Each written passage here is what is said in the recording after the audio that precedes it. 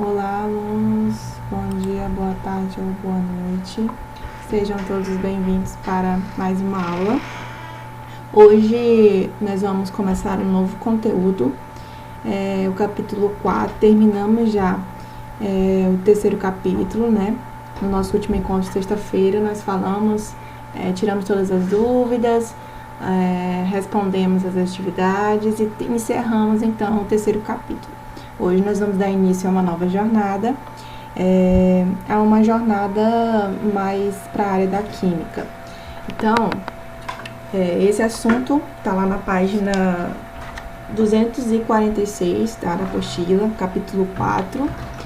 E nós vamos falar então sobre as misturas e as substâncias. Pois bem, antes de continuarmos, é necessário que vocês tenham em mente um conceito muito importante do que seria matéria. Então, matéria é tudo aquilo que ocupa lugar no espaço. Então, tenham em mente que tudo que está ao nosso redor, que vai ocupar um lugar no espaço e que possui massa, isso é chamado de matéria. Por exemplo, vocês estão sentados aí agora assistindo a aula, então essa cadeira, essa mesa, ela possui uma certa massa e está ocupando lugar no espaço. Então, significa que isso é matéria. Então, tenham sempre em mente isso. Tudo aquilo que ocupa lugar no espaço e possui massa, isso é matéria. E essa matéria, ela se constitui de partes menores. Então, essas partes menores nós chamamos de átomos. Então, os átomos, eles podem ser de diferentes tipos e quando eles interagem uns com os outros, eles podem formar estruturas mais complexas, que nós chamamos de moléculas. Então, exemplo, eu tenho aqui um átomo de hidrogênio mais um átomo de hidrogênio, eu tenho então o H2. Então, nós temos aqui outro exemplo. Um átomo de hidrogênio mais um átomo de hidrogênio combinado com outro tipo de átomo, o átomo de oxigênio, forma então uma estrutura denominada de molécula, que é o que? A água. Então, o H2O nada mais é do que uma molécula de água. Então, novamente, partículas menores. Um hidrogênio mais um hidrogênio formam então aqui um tipo de molécula que é a molécula de H2, de hidrogênio. Átomos de diferentes tipos formam outros tipos de moléculas que nós temos aqui, por exemplo, uma molécula de água. Ok? Bom, de acordo com as moléculas que compõem os materiais, esses podem ser classificados então como substâncias ou misturas. Então, nós temos dois tipos aqui, substâncias e misturas. Primeiro, vamos falar sobre as substâncias. As substâncias, elas vão possuir a mesma propriedade em todo o seu volume. Então, só vou ter um tipo de propriedade. Então, a substância, ela tem essa característica. Por exemplo, uma porção de o sal de cozinha que vocês têm aqui, cloreto de sódio. Tem lá o sal de cozinha. Ele apresenta a mesma aparência, né? Aquela aparência esbranquiçada e o mesmo sabor. Então, no mesmo recipiente, se eu colocar num copo uma porção de cloreto de sódio, o sal de cozinha, ele vai possuir a mesma propriedade em seu volume. Então, isso é denominado de substâncias. As substâncias, nós não podemos separar ela por métodos físicos. E aí a gente vai estudar isso mais adiante. Nós não podemos alterar temperatura e pressão, por exemplo. Elas não são separáveis por métodos físicos, certo? As substâncias, elas podem ser classificadas como substâncias simples e compostas. Nós temos dois tipos de substâncias, tá? As substâncias simples, elas só vão apresentar um tipo de átomo. Já é diferente da composta, por exemplo. A composta já vai apresentar mais um tipo de átomo. Raramente nós encontramos as substâncias na natureza. A maioria está associada entre si, formando as misturas. Então, é muito difícil nós encontrarmos substâncias simples. A maioria nós vamos encontrar substâncias compostas. Lá no livro de vocês, traz um exemplo de substâncias simples e de substâncias compostas. Aqui, ó, um exemplo de substância simples, o diamante. O diamante é uma substância simples, por quê? Porque ele é formado somente por átomos de carbono. Então, as alterações de pressões e temperaturas do interior da Terra são responsáveis pelo arranjo desse tipo de átomo. Então, eu tenho aqui um diamante. O diamante é um exemplo de substância simples, por quê? Porque eu só tenho átomos de carbono. Olha o exemplozinho aqui da representação do arranjo molecular do carbono. Já é diferente, por exemplo, do gelo seco. No gelo seco, já é uma substância composta por quê? Porque eu tenho átomos de carbono e de oxigênio. Quando eles se combinam, eu tenho então o dióxido de carbono, que é o CO2. Então, eu tenho um átomo de carbono e 2 átomos de oxigênio, formando essa molécula aqui. Então, vocês observam que eu tenho 2 tipos de átomos aqui. Então, isso é um exemplo de substância composta. Já é diferente nesse caso aqui do diamante, que são substâncias simples. Olha aqui no arranjo molecular do gelo seco. Olha só, em azul nós temos representado átomos de oxigênio. Em cinza aqui nós temos representado átomos de carbono. Então, esse é um exemplo de substância composta e um exemplo de substância simples. Vamos voltar lá para o nosso slide. Além disso, nós temos então as misturas. As misturas nada mais é definida do que a interação física entre 2 ou mais substâncias. Então, 2 ou mais substâncias, nós temos então uma mistura. As suas propriedades podem se alterar conforme a proporção de substâncias que a compõem. Então, veja bem, se dependendo da quantidade das substâncias, as suas propriedades podem ser alteradas, diferente das substâncias. Então, lembram lá que as substâncias, elas não podem ser separáveis por métodos físicos, diferente aqui da mistura. Então, conforme nós temos a proporção dessas substâncias, então, dependendo da quantidade de cada substância presente na mistura, elas podem ser alteradas. Então, olha só, nós temos aqui um exemplo de uma mistura.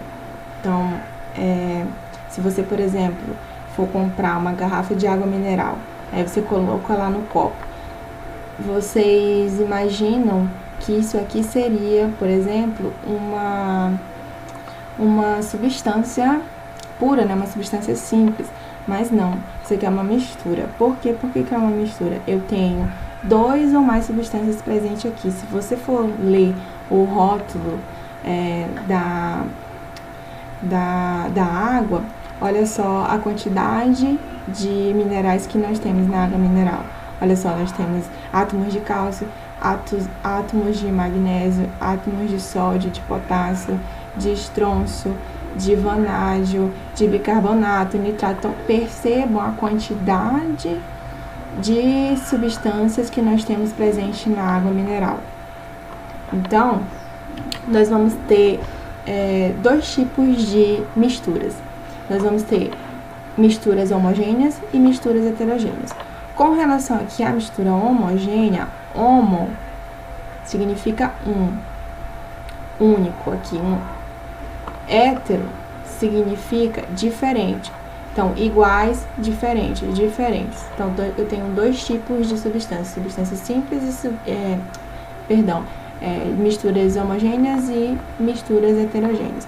Com relação à mistura homogênea, possui a mesma composição e propriedades em todo o seu volume. Então, em todo o volume aqui do seu recipiente, possui a mesma propriedade. Não é possível identificar as substâncias que a compõem visivelmente. Então, por exemplo, aqui, eu coloquei, supondo aqui que eu coloquei água e açúcar. Vocês conseguem diferenciar as substâncias presentes aqui dentro? Vocês conseguem dizer para mim que nessa porção existe água e nessa porção existe açúcar? Não, né?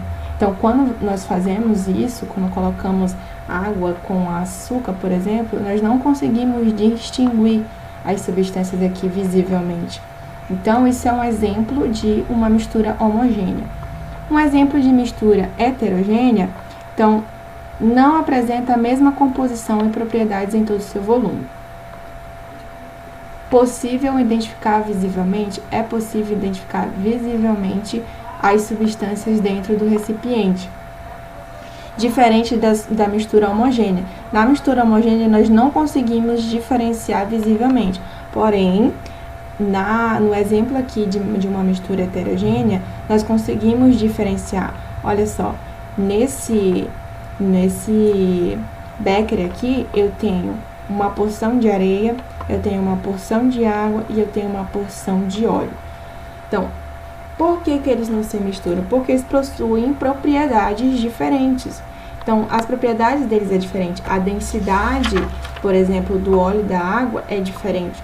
Então, esse exemplo aqui que nós temos, nós não conseguimos diferenciar, ou nós conseguimos diferenciar, é um exemplo de uma mistura heterogênea. Então, quando nós conseguimos diferenciar, nós costumamos dizer que nesse recipiente existem 3 tipos de fase.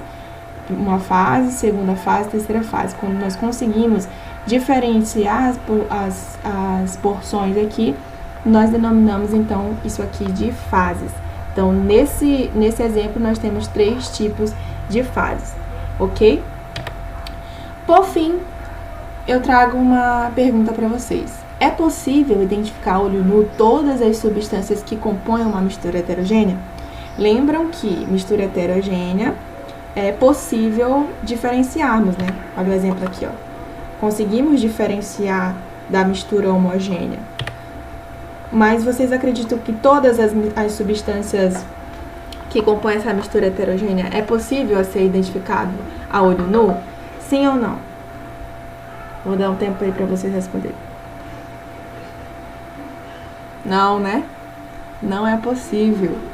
Olha aqui um exemplo de uma mistura heterogênea, o leite. Olhando visivelmente aqui, nós não conseguimos diferenciar nada, nós só vemos um aspecto branco, esbranquiçado, né? Porém, quando nós colocamos no microscópio, nós conseguimos diferenciar algumas partículas do leite e a da gordura, por exemplo. O sangue, se perguntasse para você se era uma mistura simples, uma mistura homogênea ou uma mistura heterogênea, o que você diria?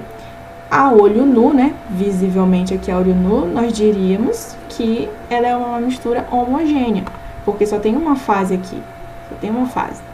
Porém, ela é uma mistura heterogênea, porque quando o sangue é centrifugado, nós temos aqui 2 tipos de fase. Esse aqui seria o plasma do nosso sangue. E aqui nós apresentamos 2 tipos de fase. Então, quando centrifugamos o sangue e olhamos no microscópio, por exemplo, também, nós vemos que ela possui diferenciações, possui 2 tipos de fase. Então, é denominado, isso aqui seria, então, um exemplo de mistura heterogênea. Então, coloquem isso em mente, nem sempre todas as misturas heterogêneas podem ser vistas visivelmente, né? Podem ser detectadas dessa forma, só olhando a olho nu. É importante ter cuidado com relação a isso, ok?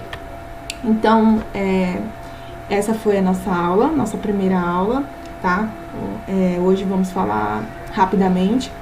E na próxima aula, então, nós vamos ver sobre a solubilidade das substâncias, tá bom? Um abraço para vocês e nos vemos na próxima aula.